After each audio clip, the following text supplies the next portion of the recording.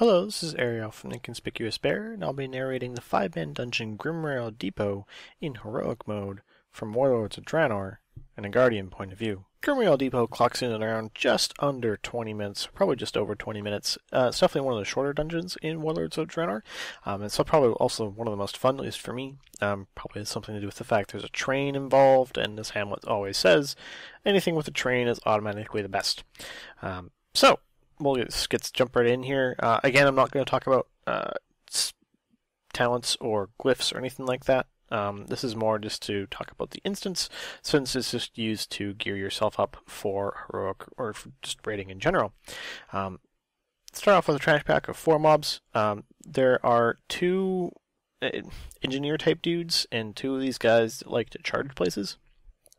You'll notice that every so often these big guys with 2-handed swords will charge in whatever direction you are currently facing them. So it's important.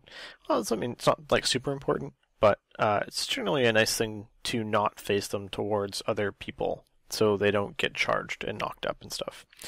These goblins are just kind of annoying. One thing to note about the engineer mobs, i.e. the goblins, they will run towards these iron stars that are lying around and try to activate them. This is a channeled cast, so you can interrupt it, stun them, silence them, whatever. It's pretty important to do that. I'll be honest, never actually had one go off, so I can't tell you what happens. I just assume it's bad. Quick to point out here, hopefully this guy will charge again. You'll see a red arrow come up. Yeah, see a red arrow come up. It'll show the direction this dude's going to charge. Now, I guess he didn't charge. Anyway, that's important for the first boss, and I'll talk about it again once we get to the first boss. So we've got a little bit more trash before the first boss, a lot of these chargy guys, and then a couple more engineers. The trash in and of itself is pretty trivial. I probably could be pulling more here. However, again, just to be a nice tank and not stress out your healer, who may not actually be that good, you probably want to just take it one pull at a time, unless you're like super confident that your healer is not going to let you die. It's important to note that this group was basically a full 14-14 heroic group, so not everyone that you end up with in a queue situation is going to be as good. So keep that in mind while you're tanking this heroic dungeons at the start of Warlords. So these 2 guys are almost dead. There we go. And we've got one more chargy dude and a couple more goblins. Yeah. Not really too much else to talk about here, because we're just killing trash, and trash is just boring. Yay, I guess. Go trash. Yeah.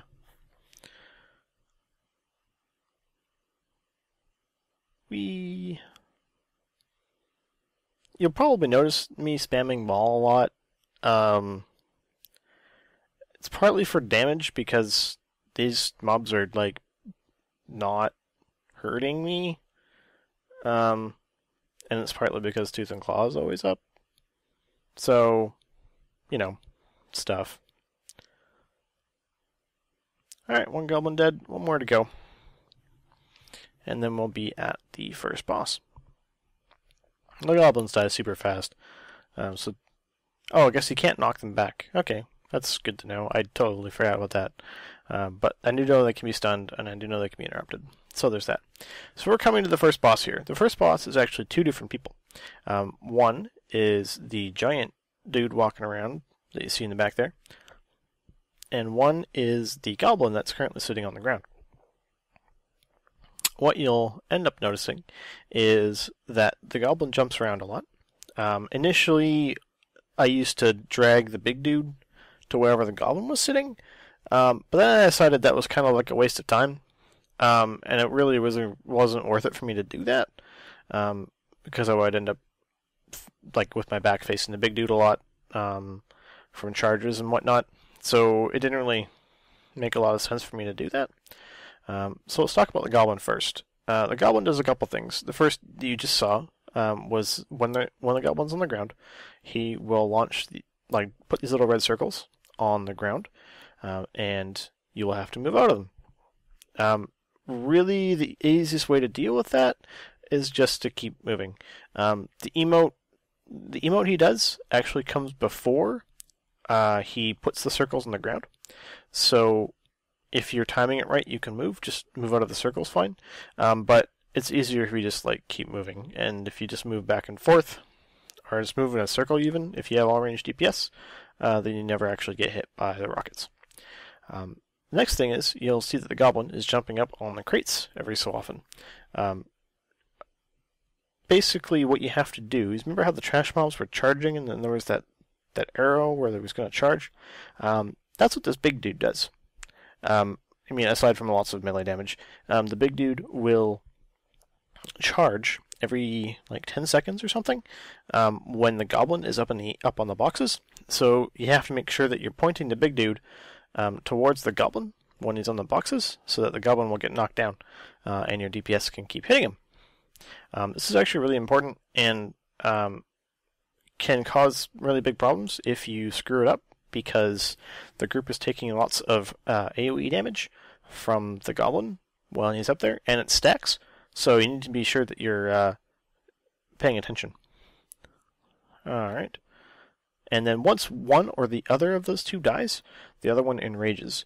When this guy enrages, he starts hitting like a Mack truck, and you should really use survival instincts, because he hurts a lot. Really bad. And then when the goblin enrages, he will start channeling his rocket barrage, except it does more damage, and it basically acts like a soft enrage, and you will have to kill him before he kills you. So it's like a soft enrage. Alright, the trash after the first boss is really annoying.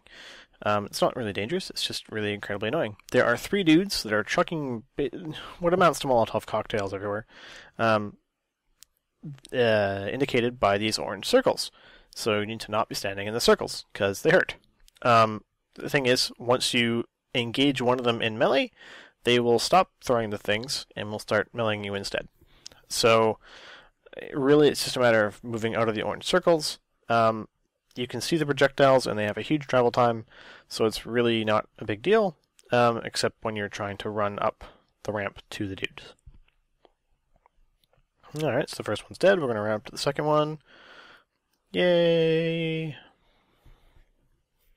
Running up to the guys. Woo! And then we will start a short event, which dumps you onto the train, and then we have to do the train trash. And the train trash is actually really hard and really painful.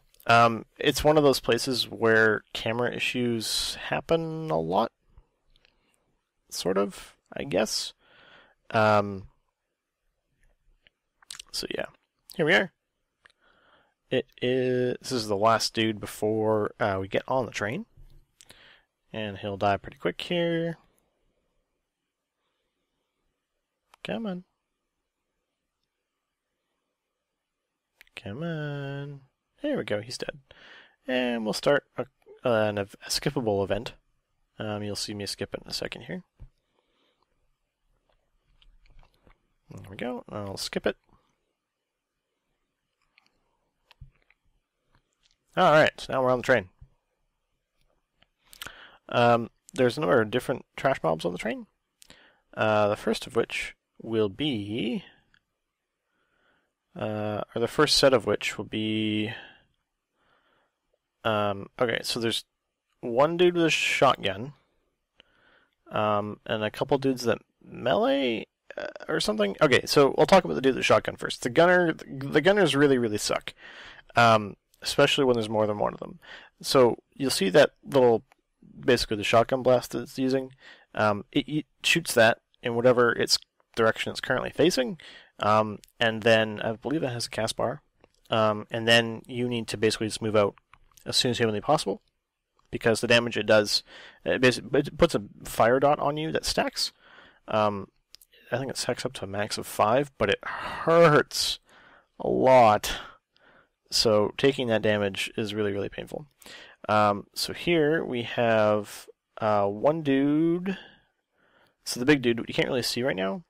He actually gets a stacking he gets basically an enrage, which is a stacking damage buff.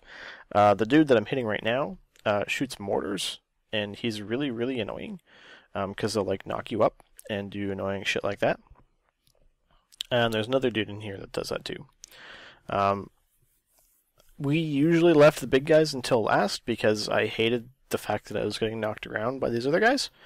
That might not be the best idea depending on your group. Who knows? We do have people that removed enrages, but I told them not to. Like we have, what do we have in here? Yeah, Hamlet's here. So I told Hamlet not to dispel the enrage. So yeah, that's why that happened. Alright, so next group is a group of 5 or 4? It's a group of 4. And I don't think there's a gunner in here. No, there's no gunner, but there is a caster. And the caster does really annoying shit, like silencing your healer and stuff. So be aware of that. Other than that, it's just the guys that knock up, who are more annoying than anything else. Alright, so 2 of them are dead. And alright, they're all dead. Next pull. This is probably one of the harder pulls in the instance because it's like super close to one other group, and you can't really pull them onto the train tracks because that kind of really screws you up. And there's 2 gunners. The big thing here is there's 2 fucking gunners, and I hate gunners, and I want them to die. So you need to really be on your movement because it's really easy to get caught by them, especially when you're getting knocked up. And yeah, so when you're getting knocked up and you can't move, it's really easy to get caught by them and end up with like 5 stacks of the debuff, which hurts. 5 stacks of debuff hurts so much. So don't be surprised if you end up having to use cool, like survival instincts here, or even if you want to use Zerk here, because this trash pack is like really nasty. And you can't even like pull them back onto the rail cars because then you have nowhere to move. So you pretty much have to tank them where they are. It's really frustrating. The next group isn't so bad. I believe it's 2 gunners, a big dude. I think, or is it just 1 gunner? No, it's 2 gunners. Yeah, okay. No, I lied. This pack's worse. Oh no, never mind. There's no gunners. Yeah, no, this one's fine. It's 2 mortar dudes, the guys that knock you up. A big dude. And I think a dude that silences. So in the grand scheme of things, it's a lot less dangerous than a gunner, but it's still really annoying, just because of the sheer number of them and the fact that getting knocked up really sucks. So let's go ahead and kill this group. And they do that rocket barrage thing, which if it hits you, like really hurts. So if it shoots on a melee, just try not to get hit by it. Maybe like stun the dude or something. Yeah. Do that. Alright, so this trash is dead. Sweet. Last trash pull before the next boss, I believe. There is 1 gunner, 2 rocket dudes, and something else. Or is it just a gunner, 2 rocket dudes, and 2 silence dudes? Maybe it's a gunner, 2 rocket dudes, and 2 silence dudes. I think that's it. So this fire thing, that hurts a lot. And you notice I just died here because I wasn't expecting to like take all that damage. So yeah, that fire pool, it hurts. So try not to stand in it, like I did, like a dumbass. And then the rest of it's like the same as normal. You run away from the fire, the shotgun blast, and then just AoE tank everything else.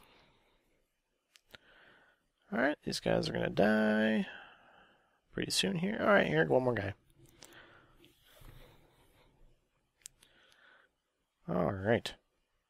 Which brings us to boss number 2. Boss number 2 is actually very interesting. I really enjoy this boss, and it also happens to be on a train. The first phase of this boss is like beyond cake.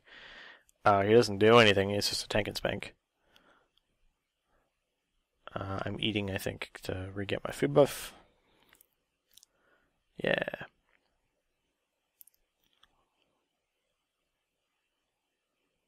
Alright, there we go. And start the boss. He doesn't really do anything in this phase. He just kind of sits here. I think he throws grenades at other people, but to my knowledge, he doesn't actually do anything that threatens the tank. I know there's like some special abilities he does. That thing, that's annoying. But like in terms of melee damage, he doesn't really do anything. So when he reaches 50%, phase 2 starts. And phase 2 involves the train. So he will fixate on someone, because he's like in a gun turret now, as you can see. And he'll fixate on someone and like barrage them with stuff. And now if that person line of sights the gun, then they take no damage and it's fine.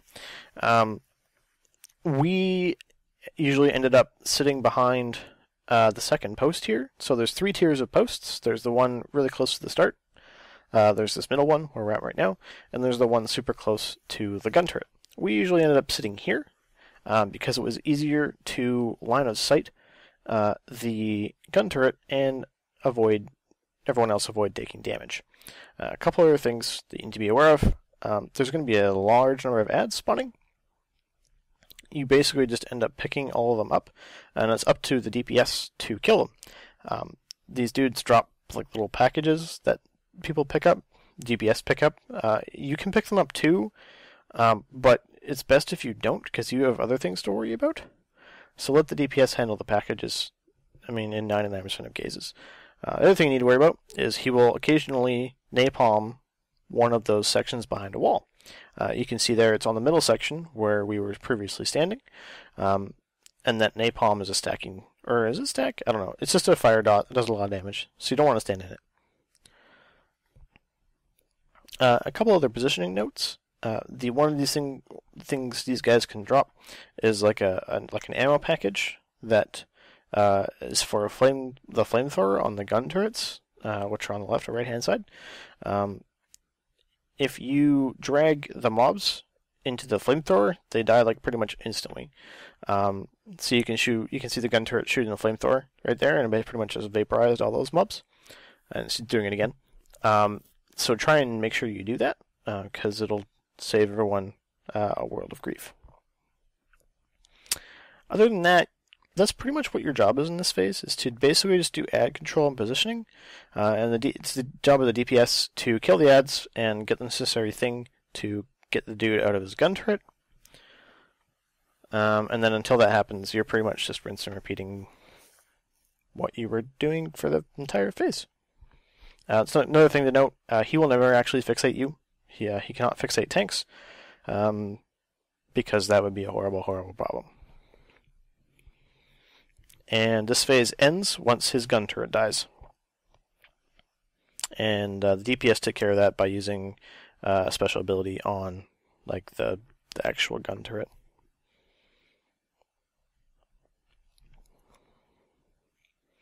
I think this phase has gone on for a lot longer than it should have, but there's not really anything you can do about it per se.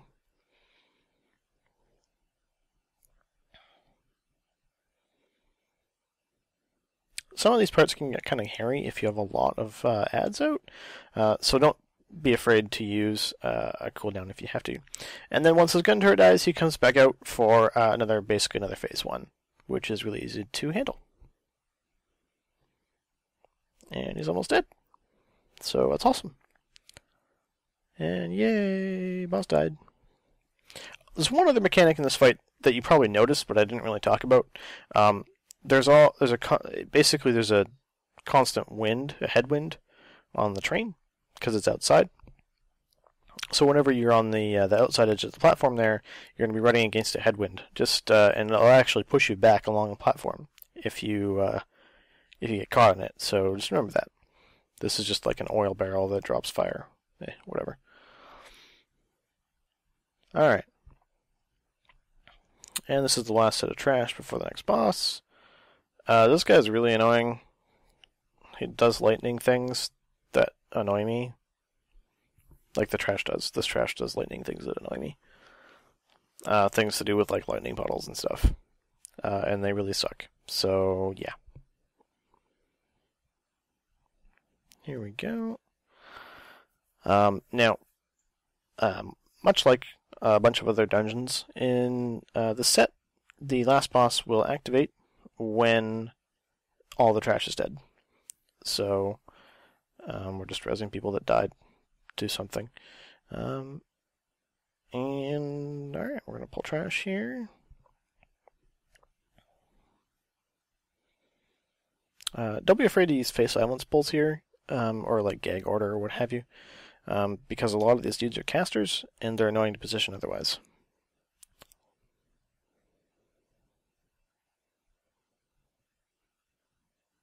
Alright, we have trash.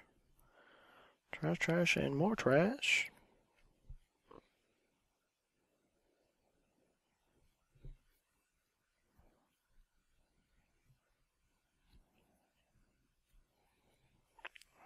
Alright. Gonna get a sizable chunk here, I think. Yep. Yeah, okay, here's a lot of it. Those purple swirlies are like arcane mobs. You don't want to stand in them. They really hurt.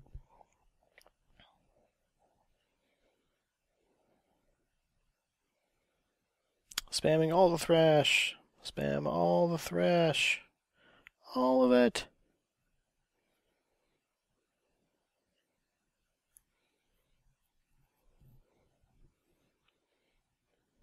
Guardian AoE too strong.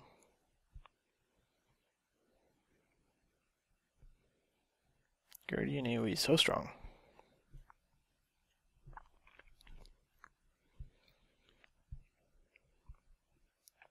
Alright, Trash's almost dead.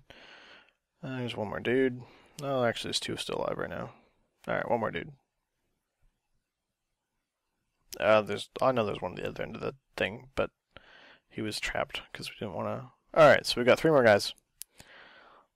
I'm gonna go ahead and pull them.